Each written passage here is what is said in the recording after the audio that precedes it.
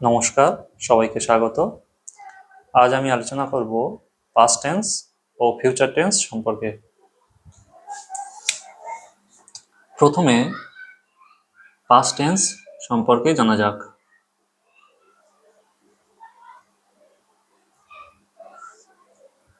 আচ্ছা, আমরা past tense কখন ব্যবহার করব? আচ্ছা, একটা সেন্টেন্স লিখি, বাংলা সেন্টেন্স। আচ্ছা,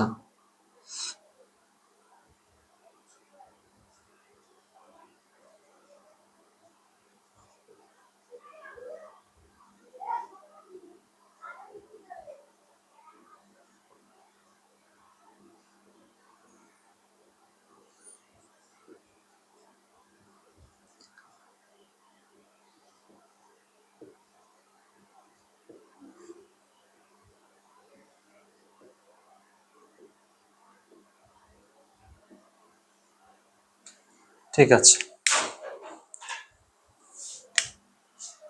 তাহলে আমরা পাস্ট টেন্স কাকে বলবো? এই দুটো ক্রিয়ার প্রেজেন্ট ফর্ম, পাস্ট ফর্ম আর পাস্ট পার্টিসিপল ফর্ম দিয়েছি। তো ধরা যাক এই খেলা দিয়ে একটা সেন্টেন্স লেখা যাক।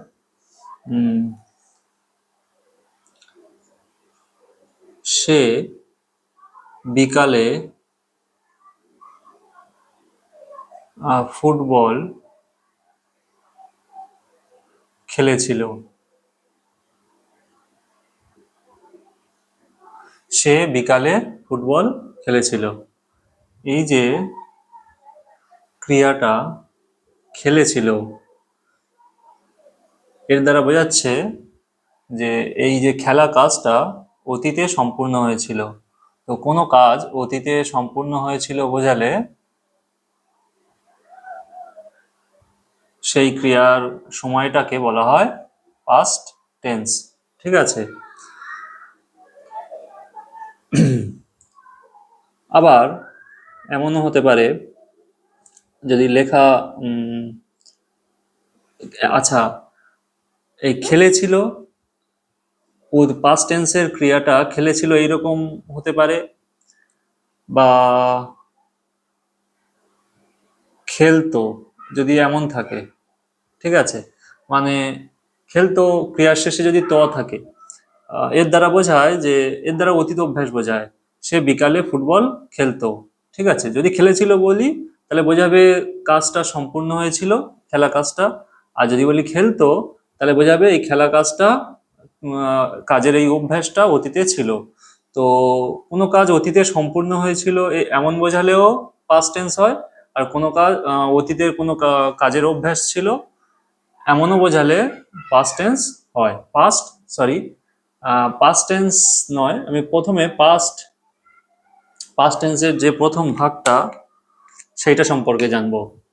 Past indefinite.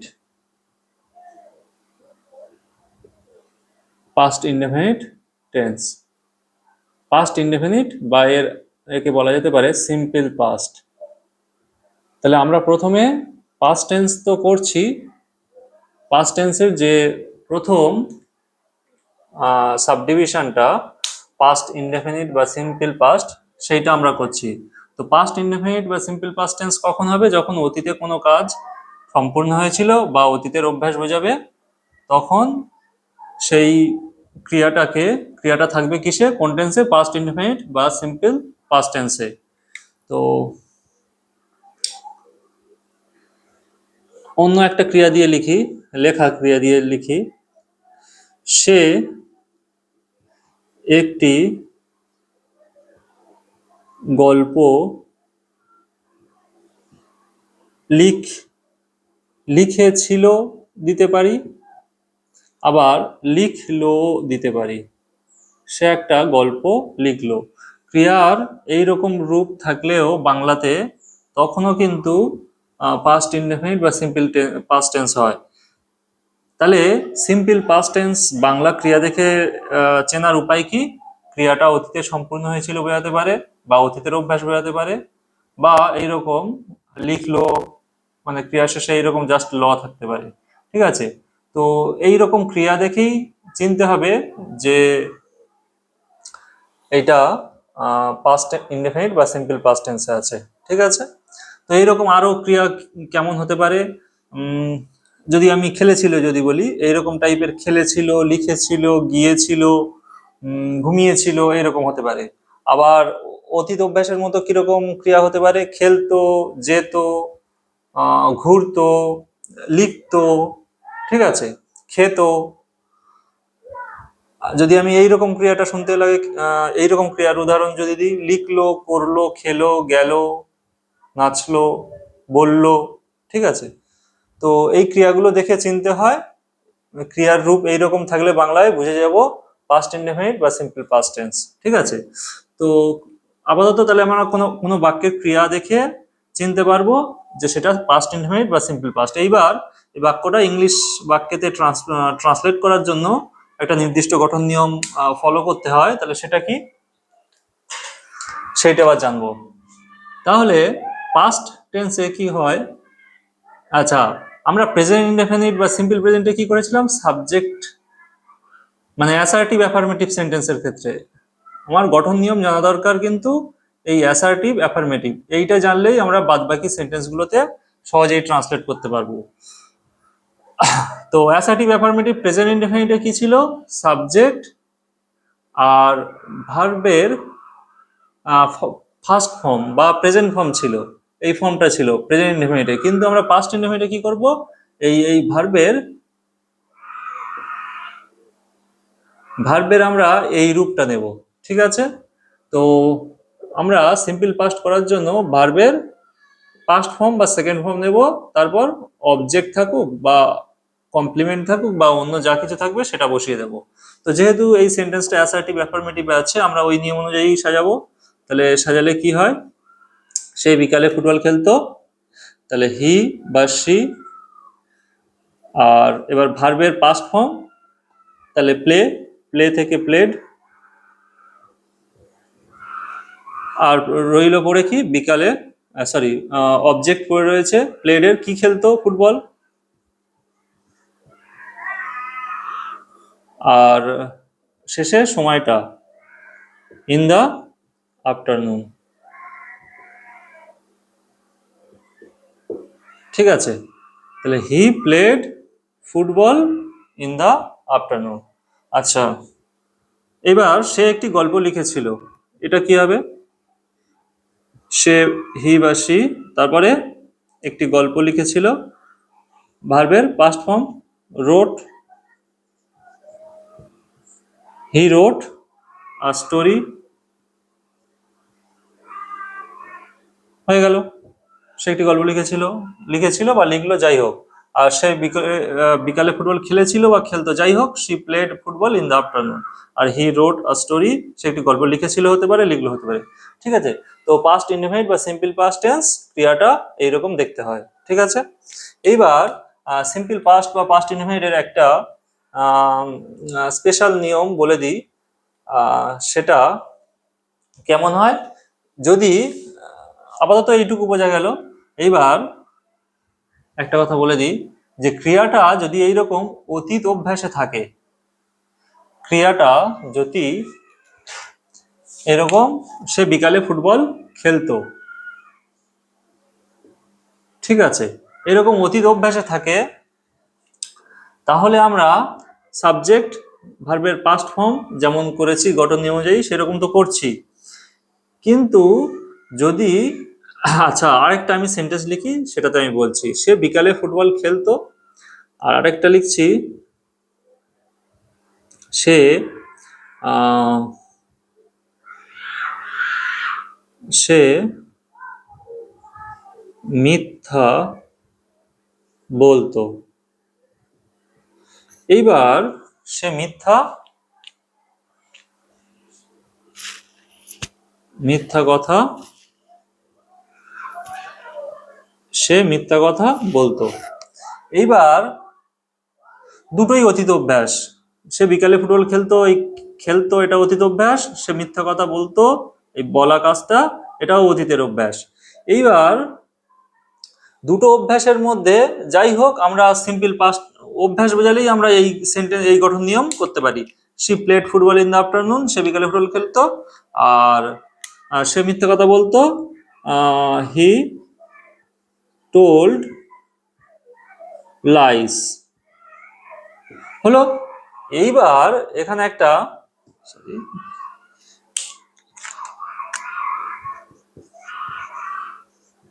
He told lines. এবার এখানে একটা বিশেষ নিয়ম জানা যাক। বিশেষ নিয়মটা কি?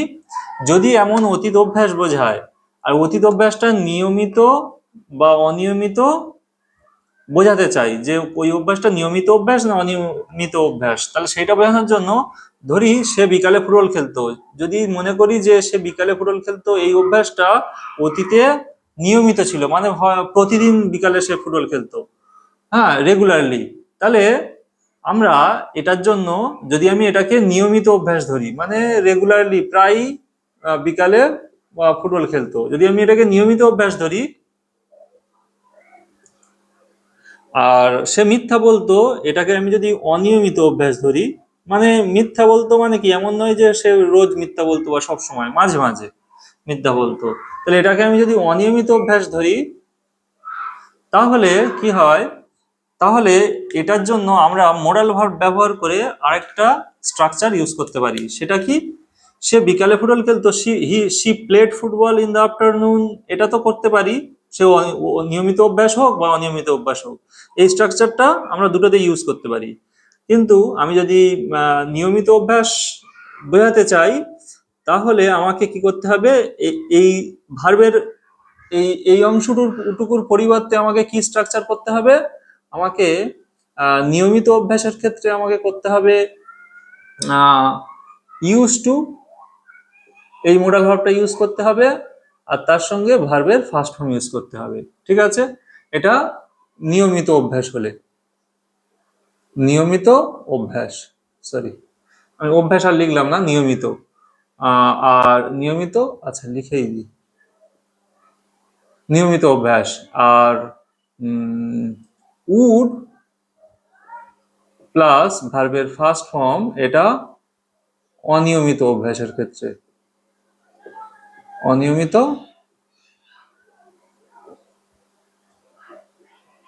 অভ্যাস, এটার ক্ষেত্রে ওই স্ট্রাকচার ইউজ করতে হবে। তাহলে এখানে প্লেটের জায়গায় আমরা কি লিখবো, এটা নিয়মিত অভ্যাস ধরেছি, তাহলে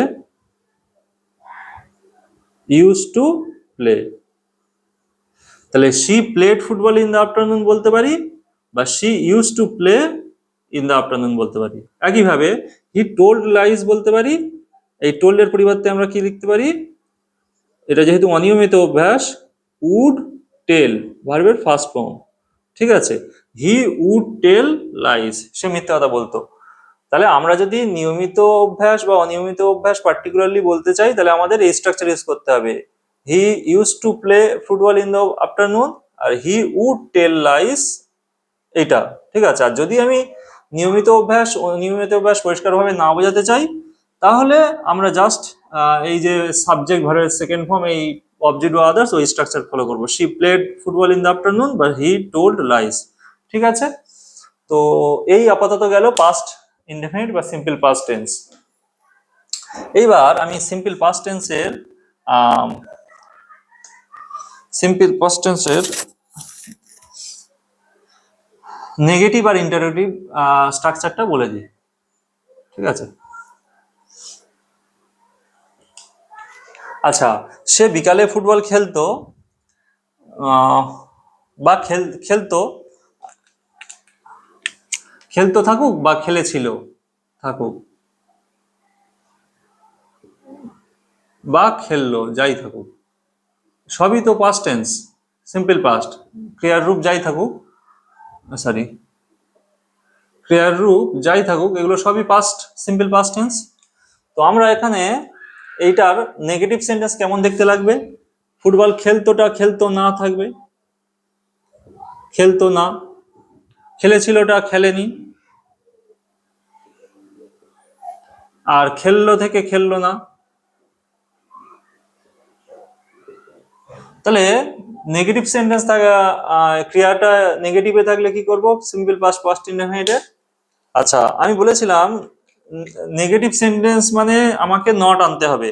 আমি আগেই বলেছি নট আনার জন্য নিয়ম কি, সব টেন্সের ক্ষেত্রেই একই, একটা অক্সিলারি ভার্ব আনতে হয় আর তারপর নট আনতে হয়, ঠিক আছে, অ্যাসার্টিভ অ্যাফার্মেটিভ এর ক্ষেত্রে। তাহলে আমরা কি করব, সাবজেক্ট শির পরে, আচ্ছা একটা অক্সিলারি ভার্ব আনতে হয় বলেছি তো, আর অক্সিলারি ভার্ব সিম্পল পাস্ট টেন্সে থাকে না, তাহলে নিয়ে আসতে হলে কোনটাকে নিয়ে আসা যায় সিম্পল পাস্টের ক্ষেত্রে, ডিডটাকে, ডু ভার্বকে আনতে হয়।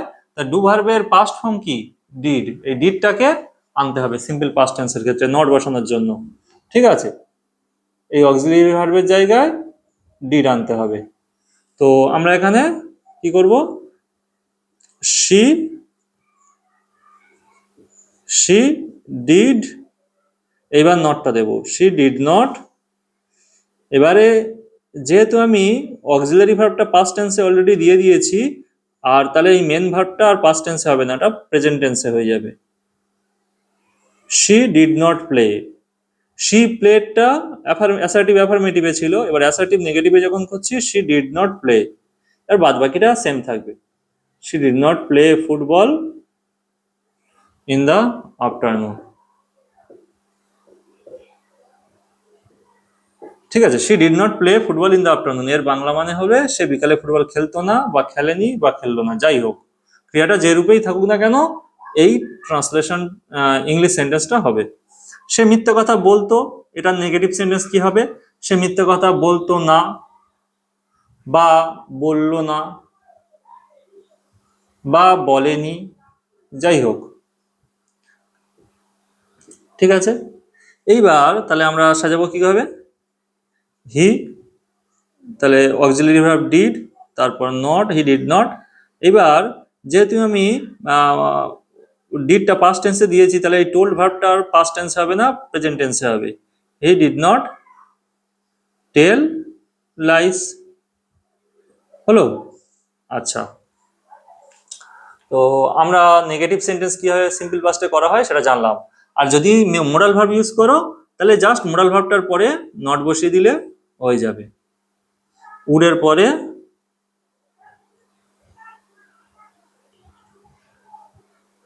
মোরাল ভার্বের পরে নট বসিয়ে দিলে জাস্ট নেগেটিভ সেন্টেন্স হয়ে যাবে। আর যদি সিম্পল পাস্ট টেন্সের মেন ভার্ব ইউজ করো, মোডাল ভার্ব ইউজ না করো, তখন ওই ডিড আনতে হবে, ডিডের পর নট বসিয়ে তারপর ভার্বের প্রেজেন্ট ফর্ম ইউজ করতে হবে। তো এই গেল সিম্পল পাস্টের নেগেটিভ সেন্টেন্স। আর যদি সিম্পল পাস্টের ইন্টারোগেটিভ সেন্টেন্স হয় তাহলে কি করতে হবে,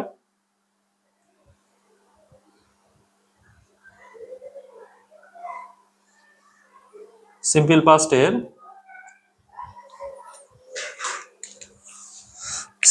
ইন্টারোগেটিভ সেন্টেন্স হয় তাহলে কি করতে হবে, তখন কি হয়, সে কি বিকালে খেলতো,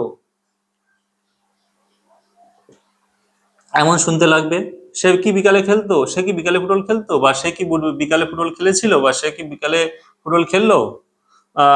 এই সেন্টেন্সটা কেমন শুনতে লাগবে, সে কি মিথ্যে কথা বলতো, বা সে কি মিথ্যে কথা বলেছিল, বা সে কি মিথ্যে কথা বললো, এমন শুনতে লাগবে, যাই হোক। তাহলে এই ইন্টারোগেটিভ সেন্টেন্স থাকলে কি করব, ইয়েস নো কোশ্চেনে, তাহলে আমি বলেছি যে যদি এমন ইয়েস নো কোশ্চেন থাকে, শেষে ইন্টারোগেশন মার্ক থাকে, তাহলে আমরা বাক্যের প্রথমে জাস্ট একটা অক্সিলারি ভার্ব দিয়ে দেবো, দিয়ে দিলেই আমার হয়ে যাবে, ঠিক আছে। মানে এই যে স্ট্রাকচারটা আছে, প্রথমে অক্সিলারি ভার্ব দেবো, তবে এখানে একটা জিনিস মনে রাখার, দেখো তাহলে she played football in the afternoon, এটা অ্যাসার্টিভ অ্যাফার্মেটিভ সেন্টেন্স, এটাকে আমি যদি ইয়েস নো কোশ্চেনে করতে যাই তাহলে আমাকে কি বাক্যের প্রথমে অক্সিলারি ভার্ব দিতে হবে, আর অক্সিলারি ভার্ব হিসেবে কি দেওয়া যায়, পাস্ট টেন্সে ডিড দেওয়া যায়, তাহলে আমি বাক্যের প্রথমে ডিড দেব,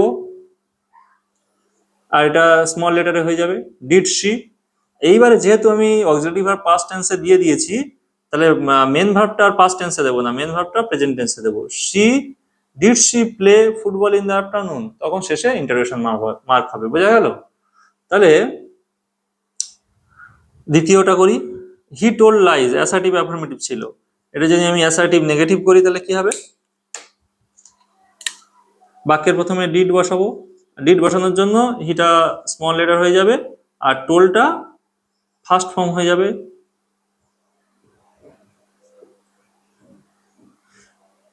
সে কি মিথ্যা কথা বলতো?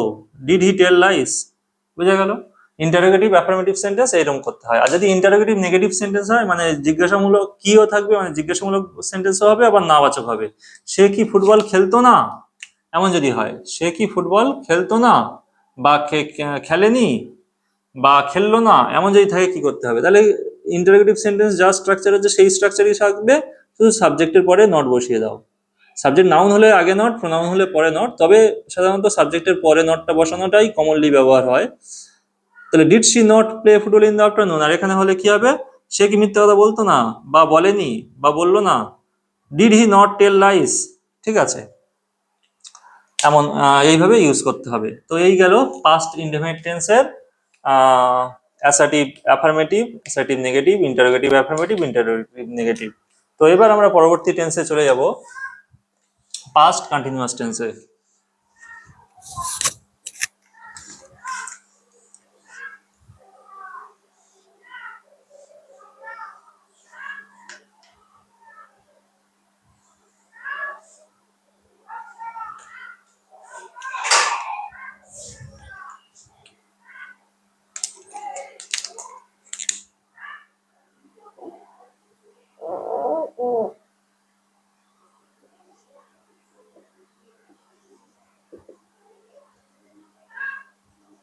পাস্ট কন্টিনিউয়াস টেন্সে এইবার পাস্ট কন্টিনিউয়াস কেমন হয়? আমি একটু আগে লিখেছিলাম যে সেন্টেন্সটা, আবার লিখছি। সে বিকালে ফুটবল খেলতো, বিকালে না দিয়ে আমি সেন্টেন্সটা সংক্ষেপে লেখার জন্য লিখছি, সে ফুটবল, সরি, সে ফুটবল খেলেছিল। এইটা তো আমরা সিম্পল পাস্টে দিয়েছিলাম, খেলেছিল মানে অতীতে কাজটা সম্পূর্ণ হয়েছিল বোঝাচ্ছে, কিন্তু বোঝাচ্ছিল। কিন্তু এখন পাস্ট কন্টিনিউয়াস যখন লিখবো, কন্টিনিউ বোঝাবে, তখন খেলেছিল, ক্রিয়াটা খেলেছিল থাকবে না, তখন ক্রিয়াটা খেলছিল থাকবে, মানে অতীতে কাজটা চলছিল বোঝাবে। খেলছিল, খেলেছিল থাকবে না, মানে কাজটা যেমন প্রেজেন্ট কন্টিনিউয়াসে আমরা বলতাম কি, সে ফুটবল খেলছে, আর এখানে বলবো সে ফুটবল খেলছিল অতীতে। একইভাবে যদি লেখা ক্রিয়াটা দিই, তারা একটি গল্প লিখছিল, তাহলে past simple past, sorry, past কন্টিনিউয়াসের ক্রিয়াটা কেমন শুনতে লাগে? অতীতে কাজটা চলছিল বোঝায়।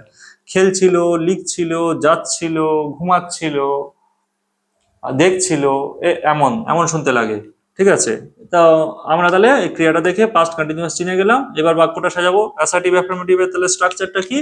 অ্যাসার্টিভ অ্যাফার্মেটিভের স্ট্রাকচারটা হচ্ছে সাবজেক্টের পরে ওয়াজ বা ওয়্যার বসাতে হয়, তারপর ভার্বের সঙ্গে আইএনজি বসাতে হয়, তারপর আদার্স যা আছে বসবে। ঠিক আছে, এবার ওয়াজ কখন হয়, ওয়্যার কখন হয় বলে দিই। সাবজেক্ট যদি সিঙ্গুলার হয় তখন ওয়াজ হয়, আর সাবজেক্ট যদি প্লুরাল হয় তাহলে ওয়্যার হয়। তবে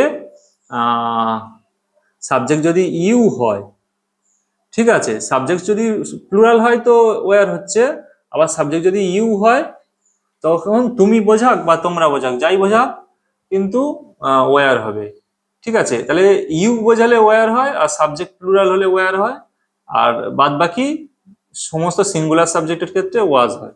ঠিক আছে, এইবার তাহলে আমরা এটা সাজাবো। সে, হি, আচ্ছা, হিটা সিঙ্গুলার, তাহলে ওয়াজ করব, হি ওয়াজ। আর ভার্বের আয়ের সঙ্গে আইএনজি, ভার্বের সঙ্গে আইএনজি যখন বলবো, এটা মানে বুঝবে যে ভার্বের প্রেজেন্ট ফর্মের সঙ্গে ING. He was present form বা base form. He was playing football. Present ফর্মের সঙ্গে বলবো না, ভার্বের বেস ফর্মের সঙ্গে আইএনজি যোগ হয়। আচ্ছা, হি ওয়াজ প্লেয়িং ফুটবল, সে ফুটবল খেলছিল। একইভাবে তারা একটি গল্প লিখছিল, দে, দেটা প্লুরাল, দের পরে তাহলে ওয়্যার বসাবো, দে ওয়্যার। এবারে লেখা ইংরেজি রাইট,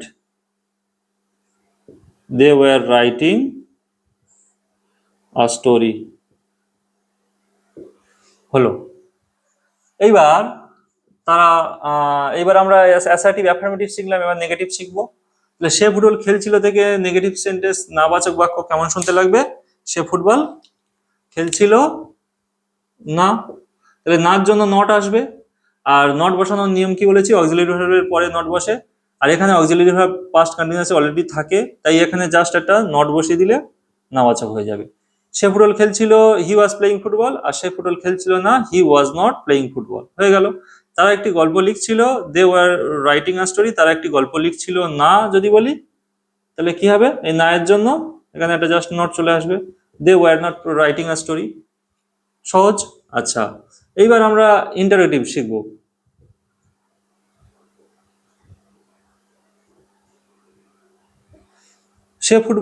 সে কি ফুটবল খেলছিল? যদি এমন থাকে তাহলে কি হবে?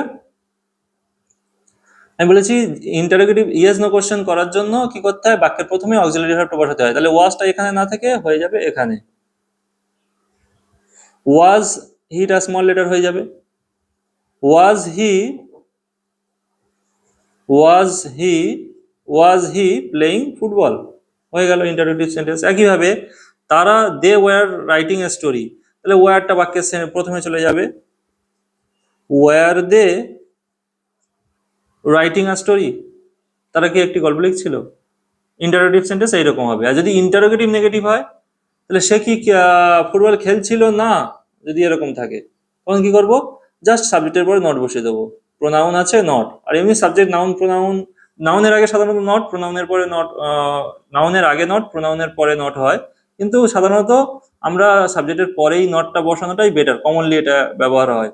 ওয়াজ হি নট প্লেইং ফুটবল, সে কি ফুটবল খেলছিল না? তারা একটি গল্প লিখছিল, তারা কি একটি গল্প লিখছিল না যদি এমন থাকে, তারা কি একটি গল্প লিখছিল না, were they not writing a story. বোঝা গেল? ঠিক আছে।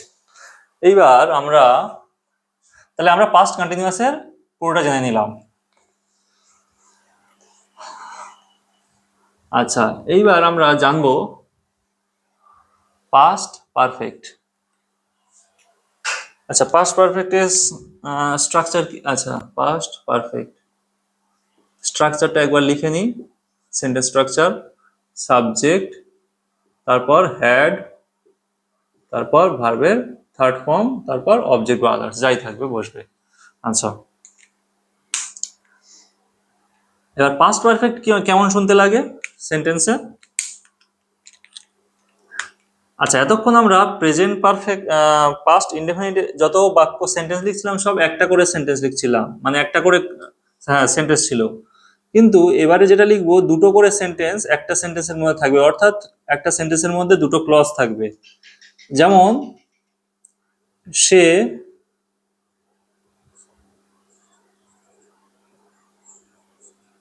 একটি গল্প লেখার আগে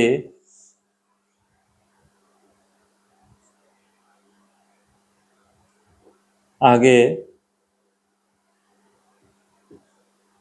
ফুটবল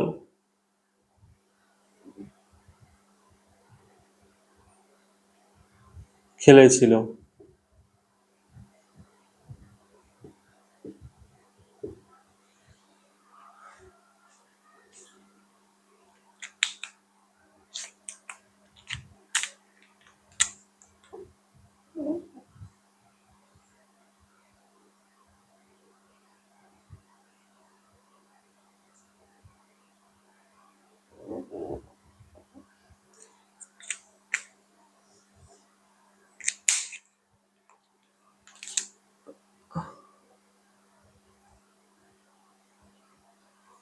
আচ্ছা দেখো, এখানে কি করেছি না, দুটো কাজ আছে। সে একটি গল্প লেখার আগে সে ফুটবল খেলেছিল, এখানে দেখো গল্প লেখা হচ্ছে, এটা একটা কাজ। আবার ফুটবল খেলা, দুটো কাজ, দুটো কাজই অতীতে হয়েছিল। সে একটা গল্প লিখেছিল, এটাও অতীতে হয়েছে, আর সে ফুটবল খেলেছিল, এটাও অতীতে হয়েছে। কিন্তু দুটো কাজ অতীতে একসঙ্গে হয়নি, একটা কাজ বেশি আগে হয়েছে, একটা কাজ তারপরে হয়েছে। ঠিক আছে, এখানে দুটো কাজের মধ্যে কোন কাজটা বেশি আগে হয়েছে? না, এখানে দুটো কাজের মধ্যে দুটো ঘটনার মধ্যে এই ঘটনাটা আগে হয়েছে, সে ফুটবল খেলেছিল, এই কাজটা এই ঘটনাটা আগে ঘটেছে, আর এই ঘটনাটা কি পরে ঘটেছে। এবার অতীতে যদি এমন বোঝায় যে দুটোই ঘটনাই অতীতে ঘটেছিল, কিন্তু দুটো ঘটনার মধ্যে একটা ঘটনা আগে ঘটেছিল, একটা ঘটনা তুলনামূলকভাবে পরে ঘটেছিল তারপরে, কিন্তু দুটোই সব অতীতে ঘটেছে। দুটো ঘটনার মধ্যে একটা একটু বেশি আগে অতীতে ঘটেছে, একটা একটু কম অতীতে ঘটেছে, যদি এমন বোঝায়, তাহলে যে ঘটনাটা বেশি অতীতে ঘটেছিল সেই ঘটনার ক্রিয়াটা আমরা কি করব? পাস্ট পারফেক্ট টেন্সে সাজাবো। আর যে ঘটনাটা তুলনামূলকভাবে পরে ঘটেছে সেই ঘটনার ক্রিয়াটা আমরা পাস্ট ইনডেফিনিট টেন্সের গঠন নিয়মে সাজাবো। ঠিক আছে, পাস্ট ইনডেফিনিট। আচ্ছা, এইবার তাহলে আমরা জেনে নিলাম যে কোন ক্রিয়াটা পাস্ট ইনডেফিনিটে সাজাবো আর কোন ক্রিয়াটা পাস্ট পারফেক্টে সাজাবো। এইবার আমরা পুরো বাক্যটাকে কিভাবে লিখবো? পুরো বাক্যটাকে লেখার জন্য এবার বলি, এই আগে কথাটা যদি, এটা তো কনজাংশন, আগে কথাটা একটা কনজাংশন বিফোর, যেহেতু এ দুটো ক্লজ যুক্ত করছে, এটা হচ্ছে কনজাংশন। এবার এই কনজাংশনটা আমি বাক্যের যদি শুরুতে দিই তাহলে কিভাবে সাজাবো? যদি আমি বিফোর কনজাংশনটা বাক্যের শুরুতে দিই তাহলে আমি এইভাবে সাজাবো, বাক্যের প্রথম থেকেই ট্রান্সলেশন করব। তাহলে এইটা আমি সাজাবো কি পাস্ট ইনডেফিনিটের নিয়মে। পাস্ট ইনডেফিনিটের নিয়ম কি আমরা তখন জেনেছি, সাবজেক্ট ভার্বের সেকেন্ড ফর্ম আর অবজেক্ট বা আদার্স, এই স্ট্রাকচারে সাজাবো।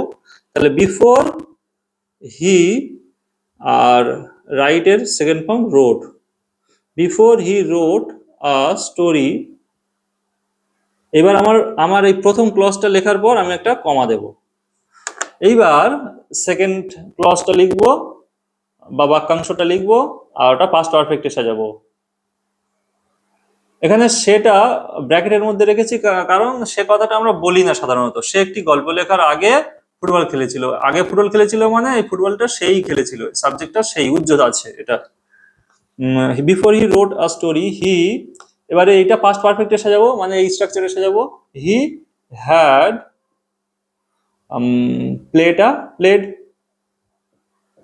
He had played football. হলো?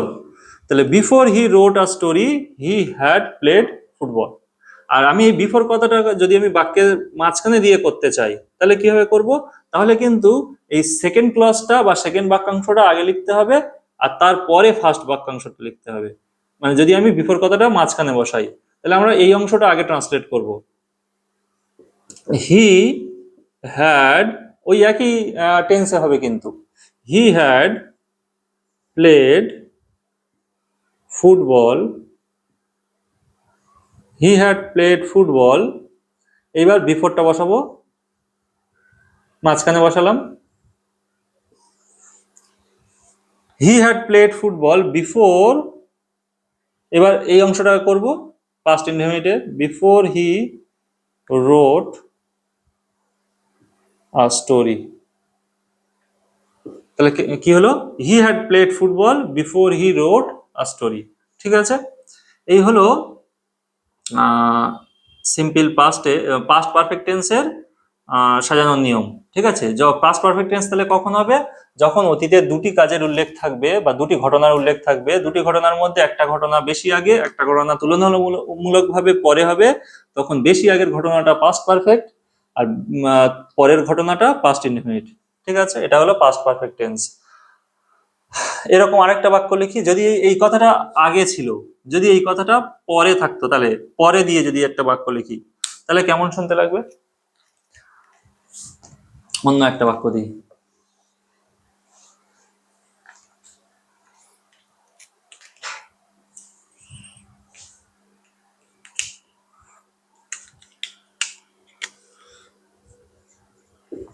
তুমি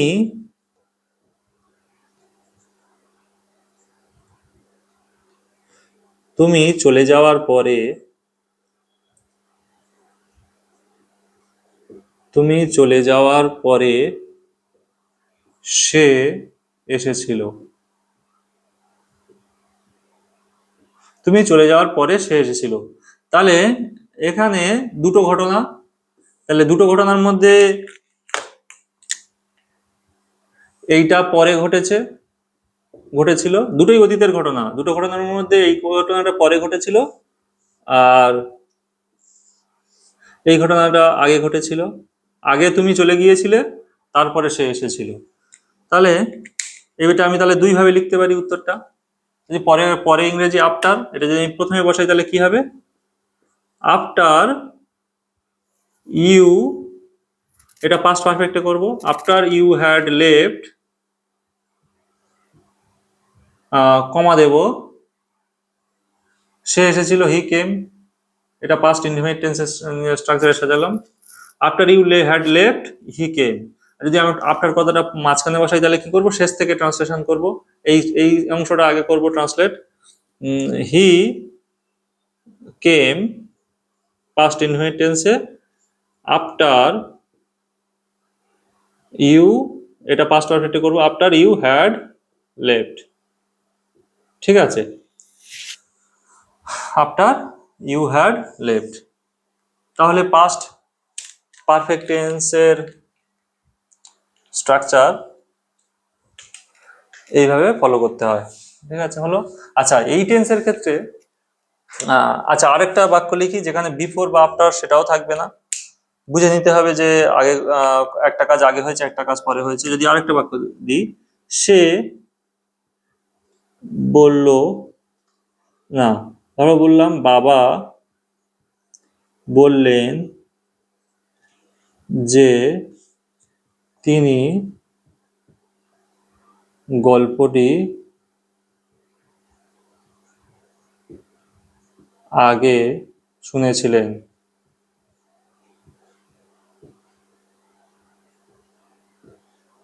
দেখো, এখানে এখানে কনজাংশন আছে, এইটা যে ইংরেজি দ্যাট। ঠিক আছে, এইটা কনজাংশন আছে। দেখো, দুটো ঘটনা আছে। বাবা বললেন, এই বলা কাজ আছে, এটা একটা ঘটনা। আর শুনেছিলেন, এটা একটা ঘটনা।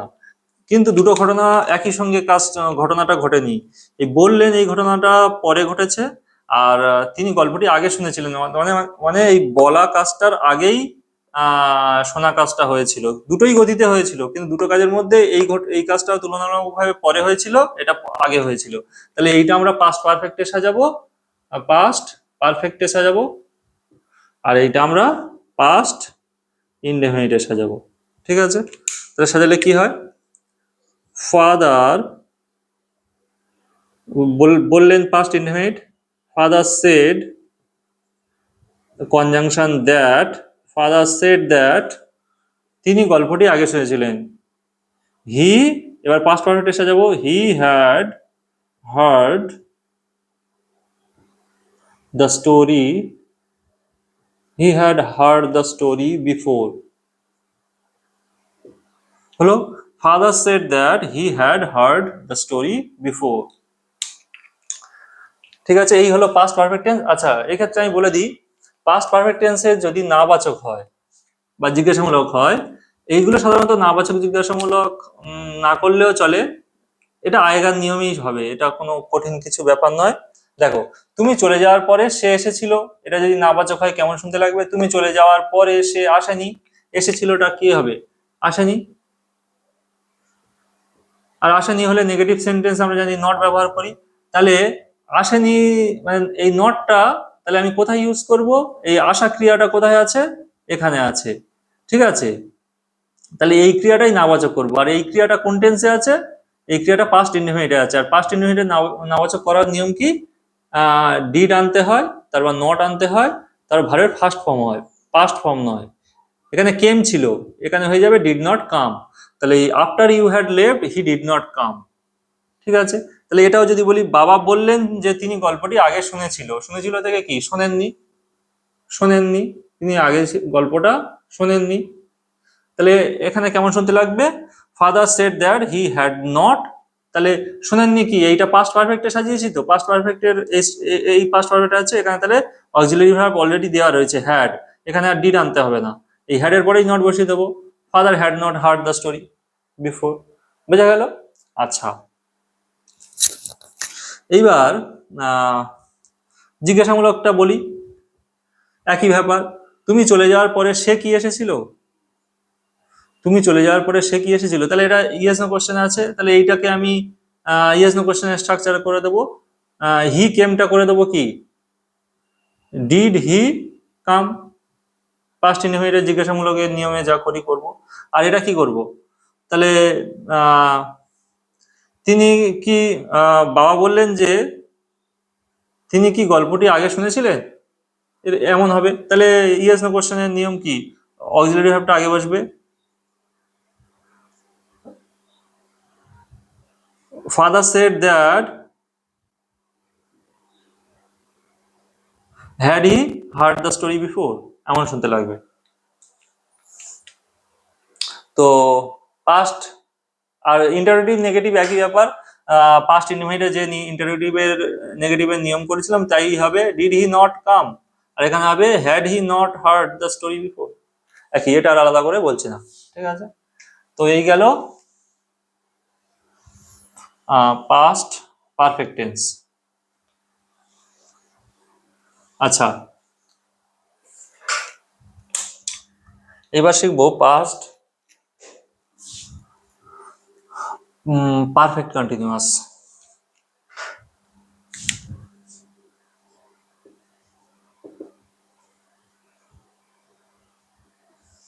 আচ্ছা, পাস্ট পারফেক্ট কন্টিনিউয়াসের স্ট্রাকচার কি হয়? এখানে তাহলে পারফেক্ট কন্টিনিউয়াস দুটোরই স্ট্রাকচার থাকবে, পাস্ট সাবজেক্ট, তারপর হ্যাড, তারপর বিন, তারপর ভার্বের সঙ্গে আইএনজি, তারপর আদার্স। ঠিক আছে, এবার সাজাবো কেমন দেখতে হয় পাস্ট পারফেক্ট কন্টিনিউয়াসের বাংলা বাক্য। আচ্ছা,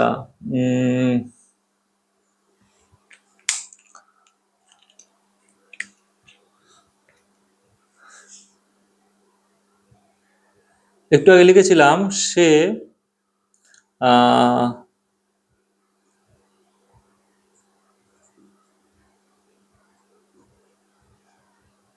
আচ্ছা, অন্য একটা বাক্য লিখছি ধরুন,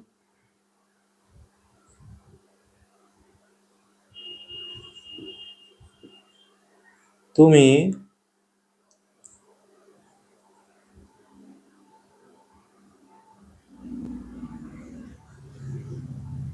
তুমি আসার আগে আমি খেলছিলাম, বা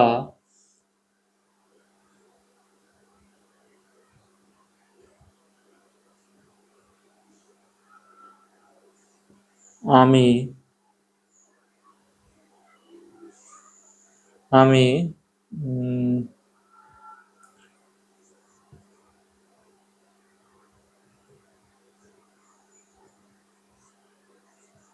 আমি জেগে ওঠার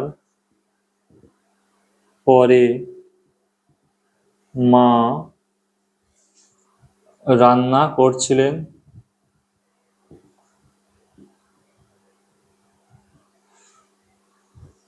আচ্ছা, পাস্ট পাস্ট পারফেক্ট কন্টিনিউয়াসটা কেমন শুনতে লাগে, দুটো কাজের মধ্যে যদি অতীতে দুটো ঘটনার উল্লেখ থাকে, দুটো ঘটনাই অতীতে ঘটেছিল, তুমি এসেছিলে আর আমি খেলছিলাম, আমি জেগে উঠেছিলাম আর তারপরে মা রান্না করছিল।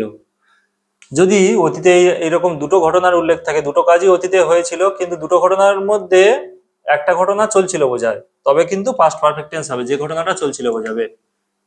তাহলে এখানে এই ঘটনাটা চলছিল বোঝাচ্ছে, আর এই ঘটনাটা চলছিল বোঝাচ্ছে না, হয়েছিল শুধু বোঝাচ্ছে। তুমি জেগে ওঠার পরে মা রান্না করছিলেন, এই ঘটনাটা চলছিল বোঝাচ্ছে, আর এই ঘটনাটা হয়েছিল বোঝাচ্ছে। তাহলে অতীতে দুটি ঘটনার মধ্যে একটা ঘটনা হয়েছিল, শেষ হয়েছিল বোঝাচ্ছে, আর আরেকটা ঘটনা চলছিল বোঝাচ্ছে। যদি এমন বোঝায় যে ঘটনাটা চলছিল বোঝাচ্ছে, সেই ঘটনাটাই পাস্ট পারফেক্ট টেন্সের নিয়মে হবে, যে ঘটনাটা চলছিল বোঝাবে। আর অন্য যে ঘটনাটা পড়ে রয়েছে, যেটা হয়েছিল বোঝাবে, সেটা পাস্ট ইনডেফিনিটের নিয়মে সাজাতে হবে। পাস্ট ইনডেফিনিট হলো। তাহলে সেই নিয়মে সাজালে কি হবে? তুমি আসার আগে আমি খেলছিলাম। এখানেও সেই একই ব্যাপার। যদি আমি বিফোর কথাটা বাক্যের প্রথমে দিই তাহলে কি হবে? বিফোর বাক্যের বিফোর কথাটা যদি প্রথমে দিই তাহলে প্রথম থেকেই ট্রান্সলেশন করবো, আর বিফোর কথাটা যদি মাঝখানে দিই তাহলে শেষ থেকে ট্রান্সলেশন করবো, এই নিয়ম। তাহলে বিফোর কথাটা যদি প্রথমে দিই কি হবে? বিফোর ইউ, এটা পাস্ট ইনডেফিনিটের সাজালে কি হবে? বিফোর ইউ কেম, কমা, এটা past perfect continuous, I had, এই স্ট্রাকচারে ফলো করব, আই হ্যাড বিন প্লেইং, হয়ে গেল। Before you came I had been playing. আর যদি আমি এই অংশটা, আগের অংশটা বিফোর ইংরেজিটা মাঝখানে দিতে চাই তাহলে কি হবে? এটা শেষ থেকে ট্রান্সলেশন হবে, I had been playing before you came. বোঝা গেল? একইভাবে যদি আমি এটা করি, আমি জেগে ওঠার পরে মা রান্না করছিলেন, এই অংশটা যদি প্রথমে দিই, after after I wake up, wake up নয়, ওক আপ হবে, past tense. After I woke up mother had been cooking. একইভাবে মাদার হ্যাড বিন কুকিং,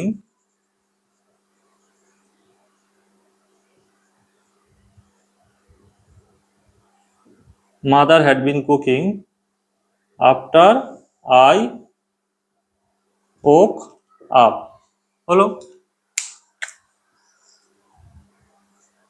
তো পাস্ট পারফেক্ট কন্টিনিউয়াস এমন দেখতে হয়। অ্যাসার্টিভ অ্যাফার্মেটিভটা, অ্যাসার্টিভ নেগেটিভ কেমন হবে আমি আর বোর্ডে লিখে সময় নষ্ট করছি না, আমি শুধু মুখে বলে দিচ্ছি। তুমি আসার আগে আমি খেলছিলামটা নাবাচক হবে, তুমি আসার আগে আমি খেলছিলাম না, তাহলে কি হবে? ইংলিশ বাক্য বিফোর ইউ কেম, এই খেলছিলাম নাটা নেগেটিভ হচ্ছে, তাহলে এখানে এই সেন্টেন্সটার ইংলিশ যেখানে লিখেছে এই ক্লজটার সেখানেই না নট আসবে। তাহলে আমি খেলছিলাম, I had been playing, I had not been playing. Before you came I had not been playing, I had not been playing before you came. আর এখানে যদি করি তাহলে আমি জেগে ওঠার পরে মা রান্না করছিলেনটা হবে আমি জেগে ওঠার পরে মা রান্না করছিলেন না, তাহলে এখানে শুধু হ্যাড নট, হ্যাডের পরে নট আসবে, mother had not been cooking. আর ইন্টারোগেটিভ সেন্টেন্স যদি বলি তাহলে আমি কি খেলছিলাম, তুমি আসার আগে আমি কি খেলছিলাম, তাহলে অক্সিলারি ভার্বটা বাক্যের প্রথমে আসবে। তাহলে before you came had I been playing, had I been playing before you came. আর এখানে যদি হয় আই আফটার আই, মানে আমি জেগে ওঠার পরে মা কি রান্না করছিলেন, after I woke up had mother been cooking. ঠিক আছে, একই ব্যাপার। আর ইন্টারোগেটিভ নেগেটিভটা শুধু নটটা সাবজেক্টের পরে বসালে হয়ে যাবে। যেমন before you came had I not been playing, এমন শুনতে লাগবে। বাদ বাকিটা আর বললাম না, একই নিয়মে হবে। আচ্ছা, আমাদের তাহলে পাস্ট টেন্সের সব ভাগগুলো জানা হয়ে গেল। এবার আমরা জানবো ফিউচার টেন্স। ফিউচার টেন্সে সবকটা ভাগ জানবো। তাহলে ফিউচার টেন্সের প্রথম ভাগটা কি? ফিউচার ইনডেফিনিট বা সিম্পল ফিউচার।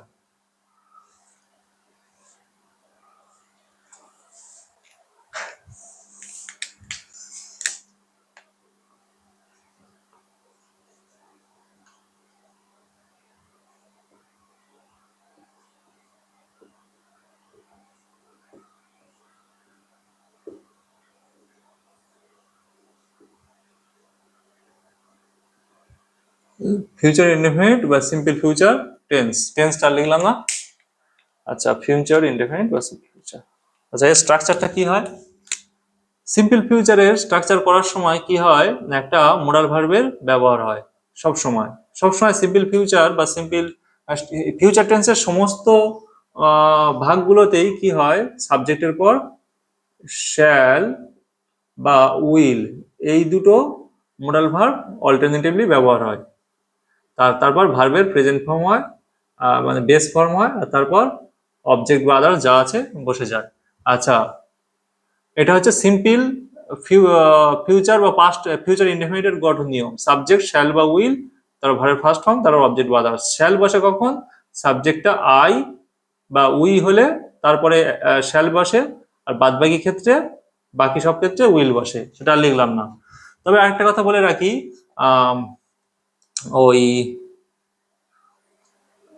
আমেরিকান ইংলিশে এটা এটা ব্রিটিশরা ফলো করে, সাবজেক্টের আই আর উই হলে তারপরে শ্যাল, আর বাদবাকি সব ক্ষেত্রে উইল। আর আমেরিকানরা কি করে না, সাবজেক্ট আই উই হোক আর সমস্ত সাবজেক্টের ক্ষেত্রে ওরা কিন্তু উইল ব্যবহার করে সাধারণত। ঠিক আছে। আচ্ছা, এছাড়াও স্পেশাল নিয়ম আছে, ওটা পরে বলছি। আপাতত ফিউচার ইনডেফিনিটের সিম্পল নিয়মটা করি। সাবজেক্ট আই আর উই এর পরে, আর আমরা রিটেন ইংলিশের ক্ষেত্রে ফলো করব কিন্তু ব্রিটিশ ইংলিশ। ঠিক আছে।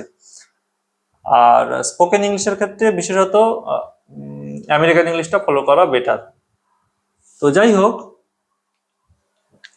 তাহলে ফিউচার ইনডেফিনিট বা সিম্পল ফিউচারের সেন্টেন্সটা কেমন দেখতে হবে বাংলাটা? খেলা দিয়ে যদি দিই, আমি লুডো খেলবো।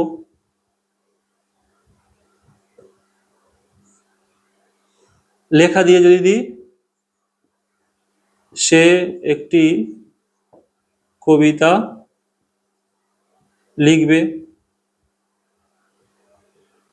সে একটি কবিতা লিখবে।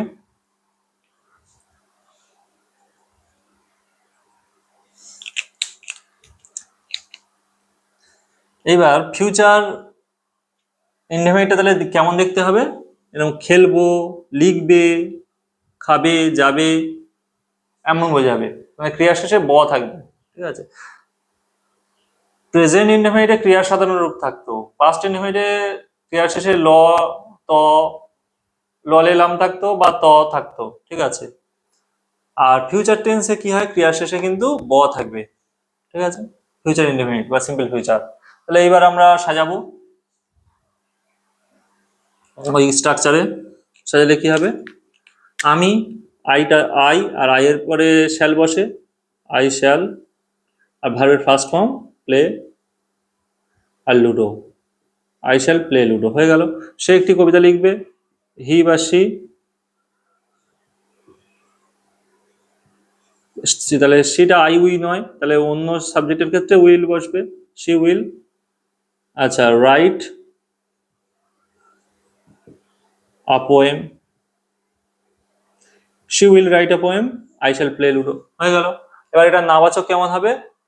নাবাচকের ক্ষেত্রে আমি কি বলেছি, যদি এমন থাকে আমি লুডো খেলবো থেকে আমি লুডো খেলবো না, আর নার জন্য নট বসবে, তাই তো। আর আমি বলেছি নট বসে সবসময় কি অক্সিলারি ভার্বের পরে, অক্সিলারি ভার্বের পরে। আর এখানে অলরেডি অক্সিলারি ভার্ব হিসেবে মোডাল ভার্ব আছে, তাহলে মোডাল ভার্বের পরে নট বসিয়ে দিলে নেগেটিভ হয়ে যাবে। I shall not play ludo, আমি লুডো খেলবো না।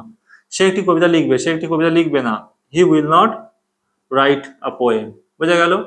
আচ্ছা, এটা যদি জিজ্ঞাসামূলক হয় কেমন হবে, আমি কি লুডো খেলবো? আর জিজ্ঞাসামূলকের ক্ষেত্রে কি বলেছি, বাক্যের প্রথমে অক্সিলারি ভার্ব বসে, তাহলে মোডাল ভার্বটা সাবজেক্টের পরে ছিল, ওটা আগে চলে আসবে। Shall I play ludo, shall I play ludo. আর এটা কেমন দেখতে লাগবে, সে কি একটি কবিতা লিখবে, will she, will she, will she write a poem. আর যদি ইন্টারোগেটিভ নেগেটিভ হয়, আমি কি লুডো খেলবো না, তাহলে সাবজেক্টের পরে নট বসে যাবে, shall I not play ludo. আর সে কি একটি কবিতা লিখবে না, will she not write a poem.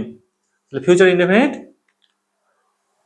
সব ধরনের টাইপটা দেখিয়ে দিলাম, assertive affirmative, assertive negative, assertive interrogative affirmative, interrogative negative হলো। আচ্ছা,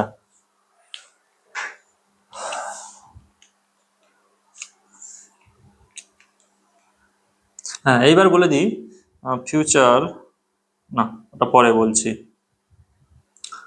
ফিউচার টেন্স আপাতত এইটুকুই, ফিউচার ইনডেফিনিট বা সিম্পল ফিউচার। আর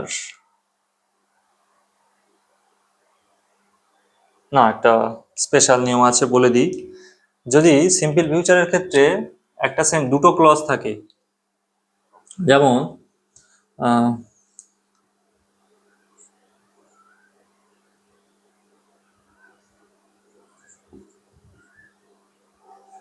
তুমি যখন আসবে, তুমি যখন আসবে আমি তখন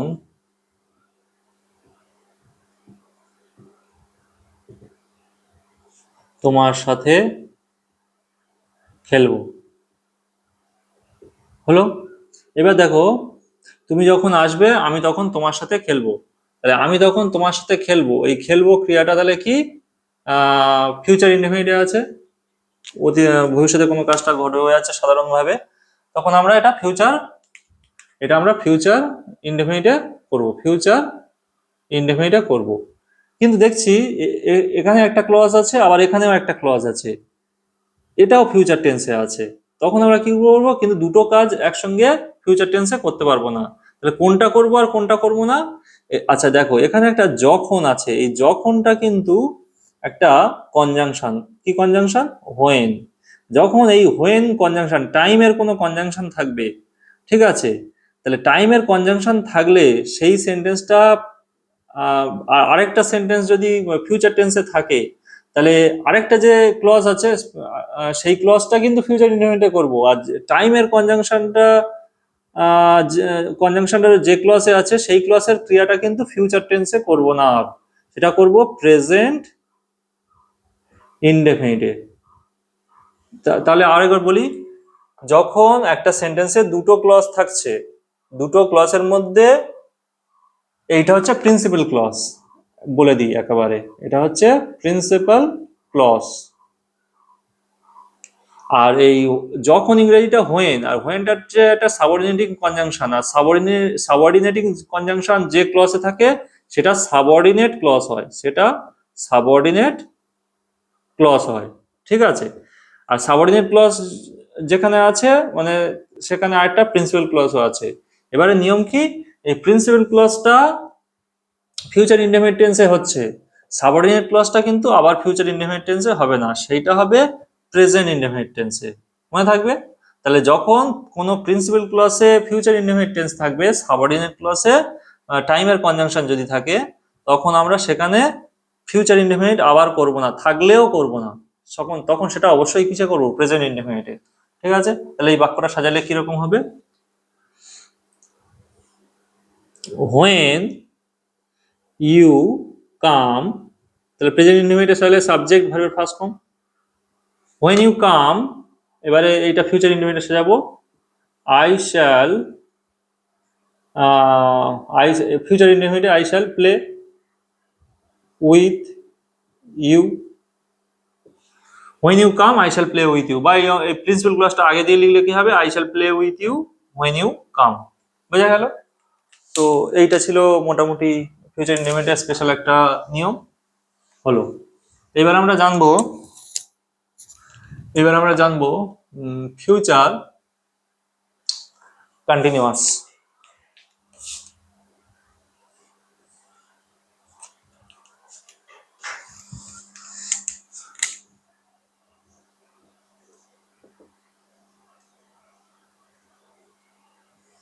ফিউচার কন্টিনিউয়াস টেন্সের গঠন নিয়মটা কি দেখো, সাবজেক্টের পর শ্যাল উইল ফিউচারের প্রতিটা টেন্সেই থাকে, শুধু শ্যাল উইলের পরের অংশটা পাল্টে যায়। পরের অংশ তাহলে ফিউচার কন্টিনিউয়াসে কি পাল্টাবে, একটা বি আসবে আর একটা ভার্বের সঙ্গে আইএনজি আসবে, হলো, আর তারপর আদার্স বসবে। কেমন শুনতে লাগে? আচ্ছা, আমি লুডো খেলবো দিয়েছিলাম ফিউচার ইনডেফিনিটে, এখানে শুনতে কি লাগবে, আমি লুডো খেলতে থাকবো, এইরকম শুনতে লাগবে। আবার সে একটি কবিতা লিখবে দিয়েছিলাম, ওটা এখানে কি হবে, সে একটি কবিতা লিখতে থাকবে, ঠিক আছে। তাহলে ক্রিয়াটা এইরকম শুনতে লাগবে, খেলতে থাকবে, লিখতে থাকবে, খেলতে থাকবো, লিখতে থাকবে, করতে থাকবে, যেতে থাকবে, গাইতে থাকবে, নাচতে থাকবে, তাহলে ফিউচার কন্টিনিউয়াসে ক্রিয়াটা এইরকম শুনতে লাগে। তো এইবার তাহলে সাজাবো, এটা অ্যাসার্টিভ অ্যাফার্মেটিভ আছে, আই, তারপরে দেখো শ্যাল, আই এর পরে শ্যাল বসে, আর তারপরে কি বসাবো, বি, তারপর ভার্বের সঙ্গে ING,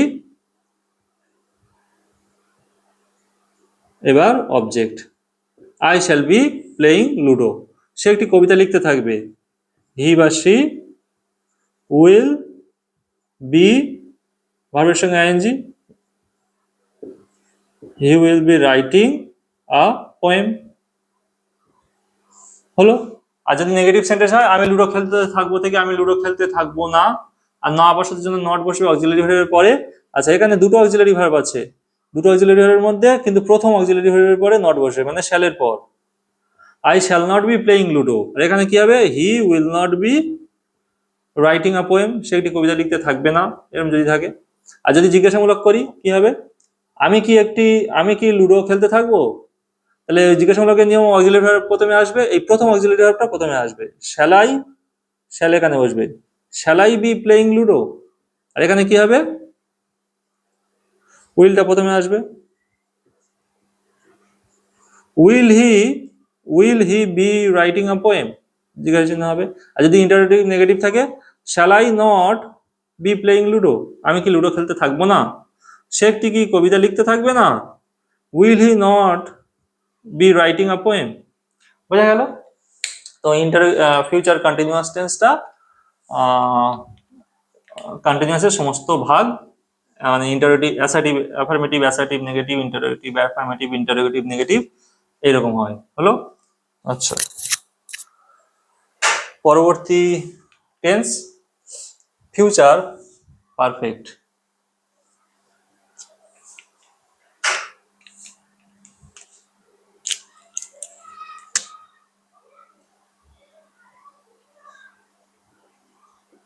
future perfect tense, future perfect টেন্সের গঠন নিয়ম কি হবে, শ্যাল উইল এর পরে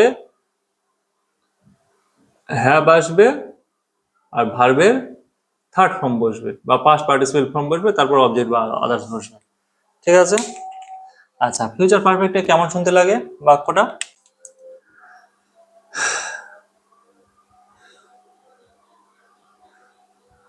সে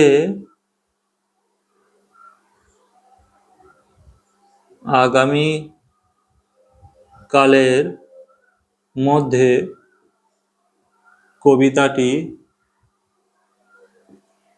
কবিতাটি লিখে ফেলবে।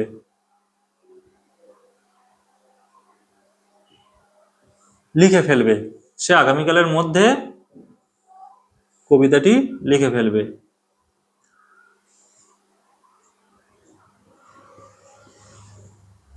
তুমি আসার আগে আমি তুমি আসার আগে আহ, আমি বইটি পড়ে ফেলবো।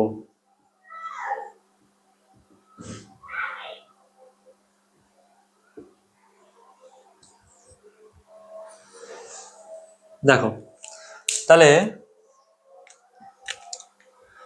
ফিউচার পারফেক্ট কখন হবে, ভবিষ্যতের কোনো নির্দিষ্ট সময়ের মধ্যে কোনো কাজ যদি শেষ হয়ে যাবে বোঝায়, তখন ফিউচার পারফেক্ট হয়। তাহলে ভবিষ্যতের আগামীকালের মধ্যে, এই নির্দিষ্ট সময়ের মধ্যে এই কাজটা শেষ হয়ে যাবে বোঝাচ্ছে। আবার তুমি আসার আগে আমি বইটি পড়ে ফেলবো, তাহলে আমি বইটি পড়ে ফেলবো কখন পড়ে ফেলবো, তুমি আসার আগে, মানে ভবিষ্যতের এই সময়টার আগে এই কাজটা শেষ হয়ে যাবে বোঝাচ্ছে, ওই পড়ে ফেলবো এই কাজটা শেষ হয়ে যাবে বোঝাচ্ছে। ঠিক আছে, তাহলে ভবিষ্যতে এইরকম। তবে এখানে একটা জিনিস লক্ষ্য করো, এই সেন্টেন্সটাতে কোনো ক্লজ নেই বা কনজাংশন নেই, কিন্তু এই সেন্টেন্সটাতে একটা কনজাংশন আছে, কি বিফোর, আর কনজাংশন আছে মানে ক্লজ তৈরি হয়ে গেল। ঠিক আছে, তাহলে এখানে দুটো ক্লজ আছে, এই একটা ক্লজ আর এইটা প্রিন্সিপাল ক্লজ, এটা সাবঅর্ডিনেট ক্লজ। তাহলে এই সাবঅর্ডিনেট ক্লজটা মানে সাবঅর্ডিনেট ক্লজ বলবো না, যখন একটা সেন্টেন্সে দুটো ক্লজ আছে, মানে এই ফিউচার পারফেক্ট টেন্সের ক্ষেত্রে, মানে এখানে দেখো দুটো কাজই ভবিষ্যতে হবে। ঠিক আছে, তাহলে দুটো কাজই ভবিষ্যতে হবে, আর তুমি আসবে এটা ভবিষ্যতে হবে, আর তার আগে আমি বইটি পড়ে ফেলবো মানে এটাও ভবিষ্যতে হবে। তাই যখন দুটো কাজ ভবিষ্যতে হবে, যে কাজটা বেশি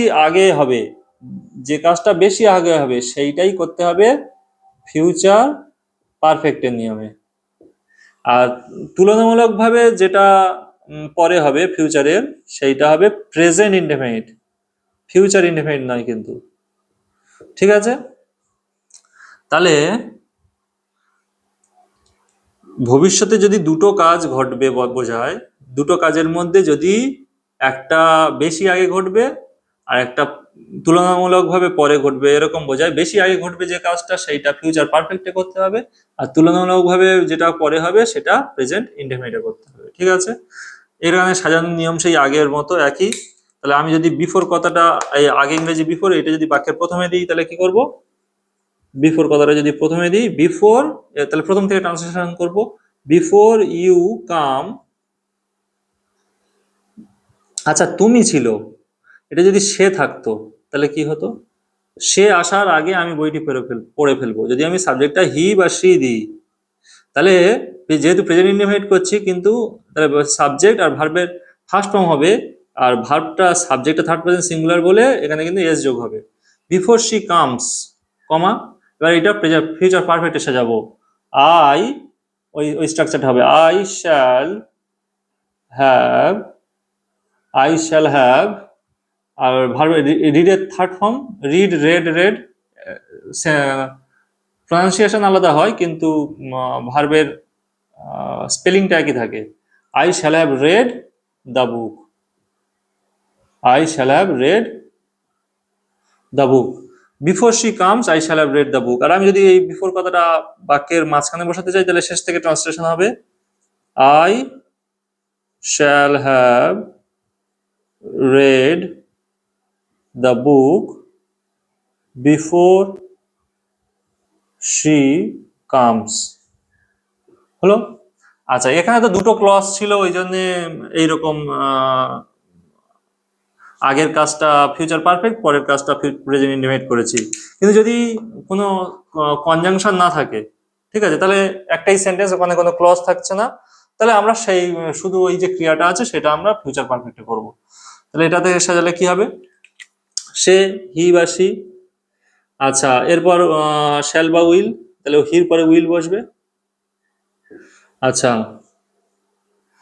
এবারে হ্যাভ, লেখা ইংরেজি ভার্বের third form, write, wrote, written, he will have written the, এর object the poem, he will have written the poem.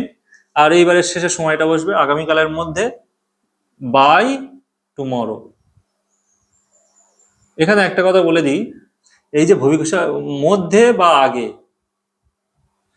সে আগামীকালের মধ্যে বা আগামীকালের আগে কবিতাটি লিখে ফেলবে। যদি এই রকম থাকে ফিউচার টেন্সে, তাহলে এই মধ্যে বা আগে ইংরেজি কিন্তু বাই, ঠিক আছে, কিন্তু এই আগে ইংরেজি বিফোর। এবার কখন বিফোর আর আচ্ছা এই বিফোরটা কনজাংশন কিন্তু, আর এই বিফোর, এই বাইটা কিন্তু প্রিপোজিশন। এবারে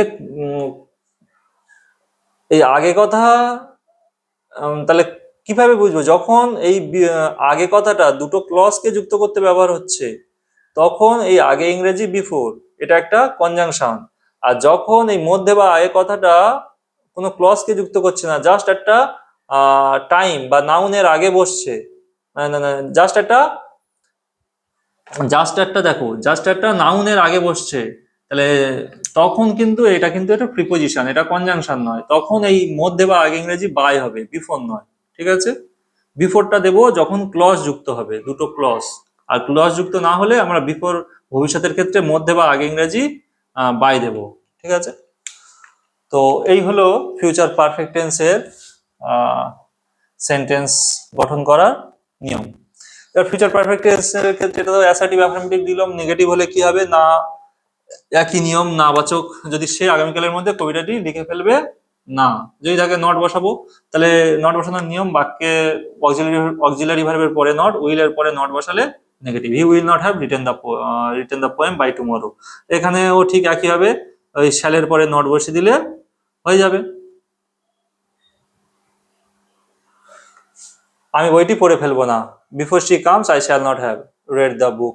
এগুলোতে আলাদা করে আমি নেগেটিভ, ইন্টারোগেটিভ সবগুলো আলাদা করে আর বলছি না, আগে যা নিয়মে করেছি সেই একই নিয়মে হবে। ঠিক আছে, এগুলো যেহেতু বড় বড় বাক্য অনেক টাইম লাগবে ওগুলো বলতে। আর ইন্টারোগেটিভ করলে কি হবে, অক্সিলারি ভার্বটা আগে হবে, এখানে I shall have red, I shall have written the poem ছিল তো, কি ছিল সে মোছা হয়ে গেল, যাই হোক। আই শ্যাল যদি থাকে I shall have written the poem, ওটা হবে কি shall I shall have been written the poem, sorry sorry, হ্যাঁ হ্যাঁ, তখন শ্যাল উইলটা প্রথমে আই যদি এরকম থাকে shall have I shall have written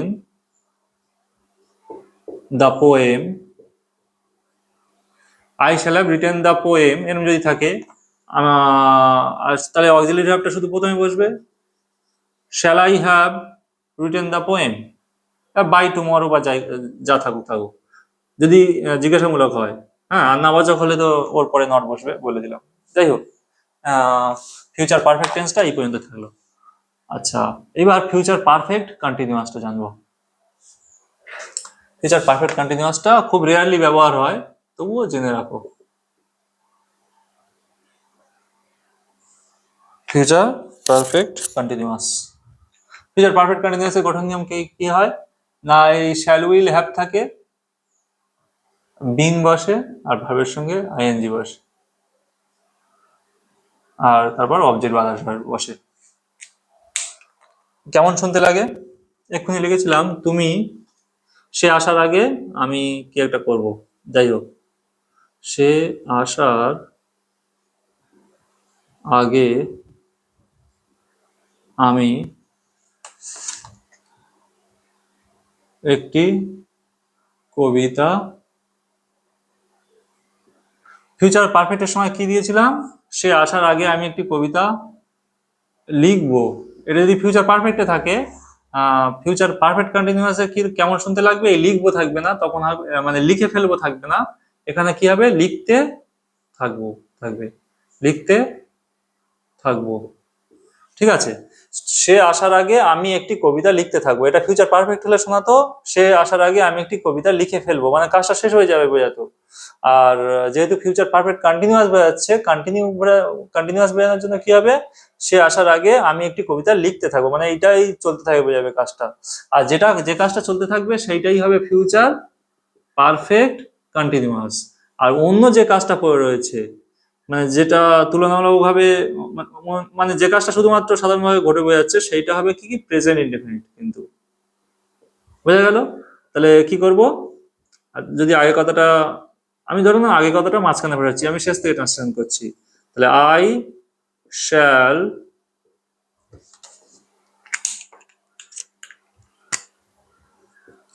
I shall have bin I shall have been writing a poem. I shall have been writing a poem before he comes. এটা present ইনডেফিনিটে সাজালাম, আর এইটুকু future পারফেক্টে সাজালাম। কেন future পারফেক্টে সাজালাম না, এই অংশটুকু বেশি আগে ঘটবে না, সরি, এটা এই কাজটা চলতে থাকে বোঝাচ্ছে, ওই জন্য ফিউচার পারফেক্ট কন্টিনিউয়াসে করলাম, আর অন্য কাজটা প্রেজেন্ট ইনডেফিনিটে হবে, বিফোর হি কামস। হলো? এটা যদি আমি বিফোরটা প্রথমে বসাতাম এরকম হতো, before he comes I shall have been writing a poem, একই ব্যাপার। আচ্ছা, এবারে ফিউচার পারফেক্ট কন্টিনিউয়াসের আর অন্যরকম কি হতে পারে, আমি বললাম একটু আগে লিখলাম না, আমি আগামীকালের মধ্যে একটি চিঠি লিখে ফেলবো,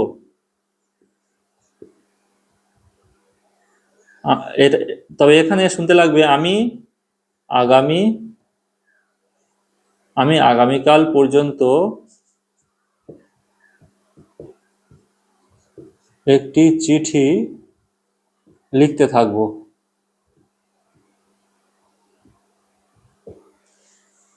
ক্রিয়াটা এই ক্রিয়াটা এরকম হবে, আগেবারে লিখেছিলাম ফিউচার পারফেক্টে লিখেছিলাম কি, আমি আগামীকালের মধ্যে বা আগামীকালের আগে একটি চিঠি লিখে ফেলবো বলেছিলাম, কিন্তু এখানে হবে আমি আগামীকাল পর্যন্ত একটি চিঠি লিখতে থাকবো, কাজটা চলতে থাকবে যাবে। তাহলে কিরকম হবে, I shall have been writing, ও শুধু লেখালেখি হচ্ছে আর কিছু হচ্ছে না, যাই হোক, এটাতেও রাইটিং করেছি না, এটা করছি। I shall have been writing a poem till, এখানে পর্যন্ত বোঝাচ্ছে, টিল টুমরো হলো। I shall have been writing a poem till tomorrow. ও পোয়েম নয়, এখানে চিঠি দিয়েছি, তাহলে লেটার। এতক্ষণ ধরে লেটার লেখে, যাই হোক, আমি আগামীকাল পর্যন্ত একটি চিঠি লিখতে থাকবো। I shall have been writing a letter till tomorrow. তো এই হলো ফিউচার পারফেক্ট কন্টিনিউয়াস টেন্স। আর এখানে আবার নাবাচক বলছি না, একই ব্যাপার, মুখে মুখে বলে দিচ্ছি। সে আসার আগে আমি একটি কবিতা লিখতে থাকবো না, যদি এমন থাকে শুধু শ্যালের পরে নট বসে যাবে, I shall not have been writing a poem. আর যদি জিজ্ঞাসামূলক হয়, তাহলে শ্যালটা শুধু বাক্যের প্রথমে আসবে। সে আসার আগে আমি কি একটি কবিতা লিখতে থাকবো, shall I have been writing a poem before he comes, এরকম হবে। ঠিক আছে। আর ইন্টারভিউ নেগেটিভও বলছি না, একই নিয়ম, আগে যেভাবে করা হয়েছে ওই একই ভাবে। তো এই হলো মোটামুটি আমাদের